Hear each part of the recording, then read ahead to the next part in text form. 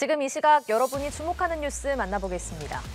이재명 더불어민주당 대표에게 흉기를 휘둘러 다치게 한 혐의로 구속된 피의자는 범행 전에 8장짜리 문서, 스스로 변명문이라고 칭한 문서를 작성했습니다. 범행 동기를 파악할 수 있는 중요한 단서여서 경찰이 문건 분석에 집중하고 있는데요. 이 글에는 역사라는 단어가 반복해 등장하고 지난 정부에 대한 비판도 담긴 것으로 알려졌습니다. 경찰은 이와 함께 피의자의 신상 공개도 검토하고 있습니다. 보도에 고희훈 기자입니다. 품에 쥐고 있던 흉기로 이재명 대표를 찌른 67살 김모 씨. 사건 발생 이틀 만에 살인미수 혐의로 구속된 김 씨는 구속 전 피의자 신문 과정에서 의문의 말을 남겼습니다. 이재명 대표 왜 공격하셨습니까? 정당이나 외관건을 경찰에다가 내 변명문을 8쪽짜리 제출을 했어요. 그걸 참고해 주시면 되겠습니다.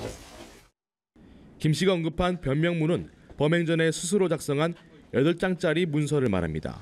경찰은 이 글의 제목이 남기는 글이라고 밝혔습니다. 김 씨의 남기는 글은 김 씨가 범행 당시 몸에 지니고 있던 것으로 검거 직후 경찰이 압수했습니다. 문서 안에는 역사라는 단어가 거듭해서 등장하며 현학적이고 난해한 문장들이 나열된 것으로 전해졌습니다. 특히 지난 정부에 대한 비판과 이대로는 총선에서 누가 이기든 경제가 파탄난다는 우려도 담긴 것으로 알려졌습니다.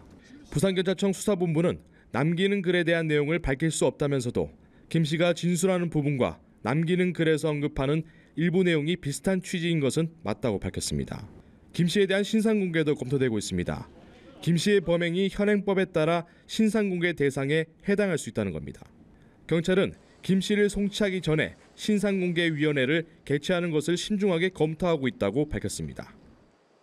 경찰은 앞으로 김 씨의 조력자나 공범이 있는지를 중점적으로 살필 계획이라고 밝혔습니다. 연합뉴스TV 고휴입니다. 지난해 국민연금 기금 운용률이 사상 최고치를 경신했습니다. 수익률 12% 이상으로 100조 원이 넘는 수익금을 벌어들인 건데요. 이로써 전체 적립기금 규모가 1000조 원을 넘어섰습니다. 하지만 마냥 웃을 수만은 없다는 게 국민연금 내부 분위기인데요. 연금 고갈부터 물가 상승에 비해 부족한 연금 수령액 등 문제가 산적해 있기 때문입니다. 최덕재 기자입니다. 국민연금이 작년 기금 운용으로 100조 원이 넘는 수익금을 벌어들인 것으로 파악됐습니다. 수익률만 12% 이상, 역대 최대입니다. 앞서 두 자릿수 수익률은 4번 있었지만 12%를 넘는 건 처음입니다. 이로써 전체 적립기금 규모는 1000조 원을 넘어섰습니다. 이는 모두 추산치로 정확한 수익률은 2월 말 정도 공개될 예정입니다. 미국 중앙은행의 긴축기조 완화, 국내 증시 선전 등 이른바 증시 훈풍에 올라탄 결과로 해석됩니다. 다만 기록적인 수익률에도 마냥 웃을 수만은 없다는 게 국민연금 내부 분위기입니다. 관계자는 수익률이 두 자릿수 나왔다고 좋아하다가 다른 나라들이 더 높게 나오면 잘했다고 할 수도 없는 것이라면서 해외 연기금 수익률이 공개되길 기다리고 있다고 전했습니다. 수익률 상승에 글로벌 증시 등 외부 영향이 컸던 만큼 타국과의 객관적인 비교가 우선이란 겁니다. 이 밖에도 오래된 숙제들이 쌓여 있습니다. 수익률이 올랐다고 해도 해결책을 찾을 수 있을지 미지수입니다. 당장 고갈부터가 문제입니다. 2030년엔 수입보다 지출이 많은 전환기에 진입하고 2055년엔 고갈될 수밖에 없다는 계산이 나오고 있습니다. 국민연금은 부동산, 인프라 등 대체 투자 비중을 늘리겠다는 방침이지만 고갈 시점을 다소 늦추는 데 그칠 것이란 관측도 나옵니다. 물가 상승에 비해 연금 수령액이 부족한 부분도 우려가 커집니다. 국민연금 노령연금 수급자 중 약 12%는 20만 원 미만, 38%는 20만 원에서 40만 원 미만을 받는 데 그치기 때문입니다. 연합뉴스TV 최덕재입니다. 주춤하나 싶던 고병원성 조류 인플루엔자가 열흘 만에 다시 등장해서 방역당국과 농가가 긴장하고 있습니다. 특히 올겨울은 변덕스러운 날씨로 이상 기온이 두드러지고 있어서 차단 방역에 변수가 큰 상황입니다. 바이러스는 기온이 낮을수록 빠르게 확산하고 기온이 오르면 확산 속도가 줄어드는데요. 요즘처럼 날씨가 들쭉날쭉하면 자칫 바이러스 확산의 빌미가 되기 쉽다는 분석입니다. 서영석 기자입니다.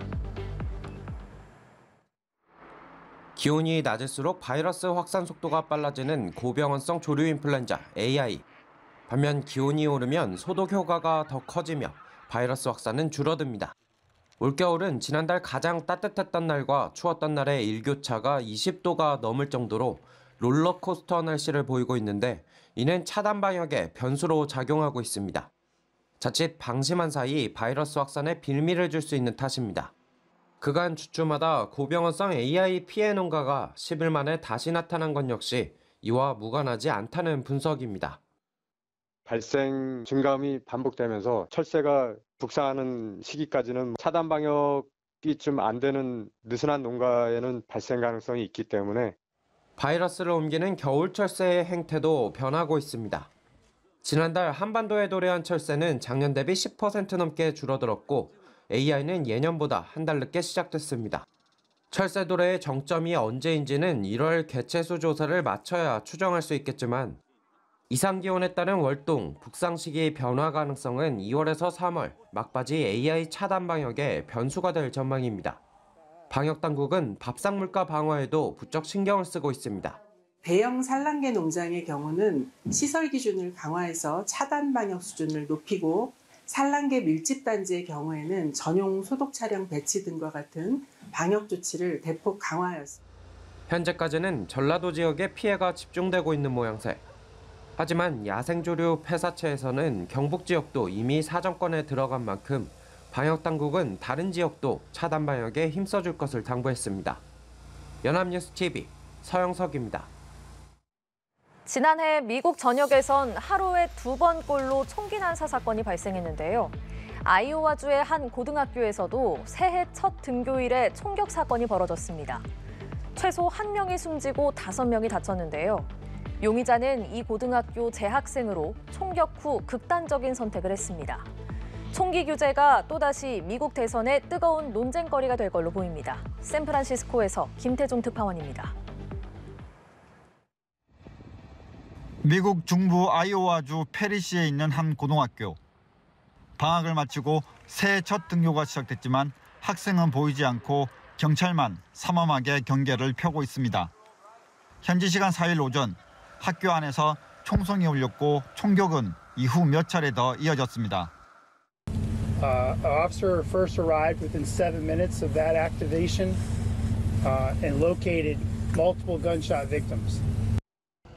이 사건으로 최소 1명이 숨지고 5명이 다쳤습니다. 총격 용의자는 딜런 버틀러라는 17살의 이 고교 재학생으로 밝혀졌습니다. 경찰에 따르면 용의자는 스스로 목숨을 끊었습니다. 미국에선 지난해에만 650여 건의 총기 난사 사건이 발생한 것으로 집계됐습니다. 총격 사건이 하루에 2번꼴로 벌어진 셈으로 시중에 보급된 총기는 이미 미국 전체 인구수를 넘은 것으로 알려졌습니다. 지난해 말엔 플로리다주의 14살 소년이 크리스마스 선물을 두고 누나와 다투다 총으로 살해해 충격을 줬고 최근엔 10살 소년이 아버지의 총을 훔쳐 동갑내기를 숨지게 한 사건이 발생하기도 했습니다. 총격 사건이 날로 심각성을 더해가자 일부 주에서는 올해부터 강화된 총기 규제법을 시행했습니다. 캘리포니아주에선 공공장소에서 총기 휴대를 금지했고 일리노이주는 반자동 소총의 소지를 법으로 제한했습니다. 하지만 총기 규제를 둘러싼 미 정치권의 셈법이 여전히 첨예하게 엇갈리면서 이번 대선에서도 뜨거운 논쟁거리가 될 것으로 보입니다. 샌프란시스코에서 연합뉴스 김태종입니다. 아시안컵에 출전하는 축구대표팀이 이라크와 평가전을 치릅니다. 우리보다 피파 랭킹이 한참 아래지만 중동 모래바람이 변수가 될 수 있습니다. 소속팀에 우승을 안기고 합류한 이강인까지 완전체가 된 크리스마노는 최강 전력으로 경기에 나서는데요. 선수들은 연일 훈련 강도를 높이며 컨디션 관리에 힘을 쏟고 있습니다. 내용과 결과 모두 챙길 수 있을지 주목됩니다. 곽준영 기자입니다. 이번 아부다비 전지 훈련의 하이라이트가 될 대표팀 최종평가전 상대는 피파 랭킹 63위의 이라크. 23위, 한국보다 한참 아래지만 고비 때마다 우리 발목을 잡았던 중동 모래바람에 대비해 모의고사를 치릅니다. 한국은 이번 아시안컵에서 바레인, 요르단 같은 중동 팀들과 2조에 속해 있습니다. 최근 A매치 5경기 19골, 무실점을 기록한 클린스마노가 공격진의 화력과 수비 라인의 완성도를 실전에서 점검할 마지막 기회입니다. 그렇다고 조별리그 데뷔반을 위한 스파링 파트너는 아닙니다. 일본, 인도네시아, 베트남과 D조에 묶인 이라크가 조 2위, 우리가 조 1위를 차지하면 곧장 16강에서 만날 수도 있기 때문입니다. 64년 만에 아시아 정상으로 가는 길, 복병이 될 수 있는 이라크의 전력을 미리 파악할 수 있는 좋은 기회입니다. 대회 개막을 일주일 앞두고 클린스만호는 마침내 완전체가 됐습니다. 결승골로 소속팀 PSG에 프랑스 슈퍼컵 우승을 안기고 MVP까지 차지한 이강인은 대표팀에 합류하자마자 첫 훈련을 소화했습니다. 며칠 먼저 온 선수들도 연일 훈련 강도를 높여가며 컨디션 끌어올리기에 주력했고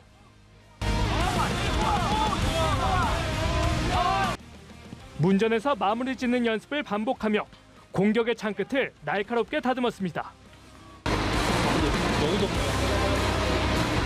이강인의 가세로 최강 전력을 갖추게 된 클린스만호는 이라크전을 마치고 오는 10일 결전지인 카타르로 향합니다.